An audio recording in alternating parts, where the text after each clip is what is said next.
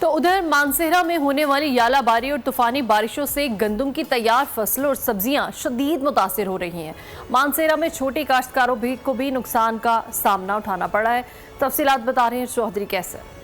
مانسہرہ میں شدید ژالہ باری اور طوفانی بارشوں نے تباہی مچا دی ہے۔ ژالہ باری سے تحصیل بالاکوٹ، اوگی، بفا پکیل، دربند اور مانسہرہ میں کھڑی گندم کی فصلیں اور سبزیوں کو شدید نقصان پہنچا ہے۔ متاثرہ زمینداروں کا کہنا ہے کہ وہ چھوٹے کاشتکار ہیں، ہمارا گزر بسر اس فصل پر ہوتا ہے۔ ژالہ باری سے 90% گندم کی تیار فصل ختم ہو چکی ہے۔ 98% جو ہماری گندم کی فصل ہے یہ مکمل طور پر ختم ہو چکی ہے۔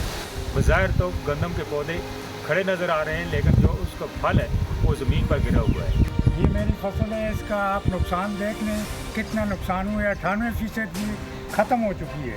مہنگائی کے دور میں مانسہرہ کے کاشتکار جن کی جمع پونجی تباہ ہو چکی ہے، کاشتکاروں نے وفاقی اور صوبائی حکومتوں سے مطالبہ کیا ہے کہ وہ فوری طور پر ضلع مانسہرہ کے کسانوں کے لیے مالی مدد کا اعلان کرے تاکہ مانسہرہ کے کسان اپنے پاؤں پر کھڑے ہو سکیں۔ سبسکرائب کریں اور بیل دبائیں تاکہ کوئی خبر رہ نہ جائے۔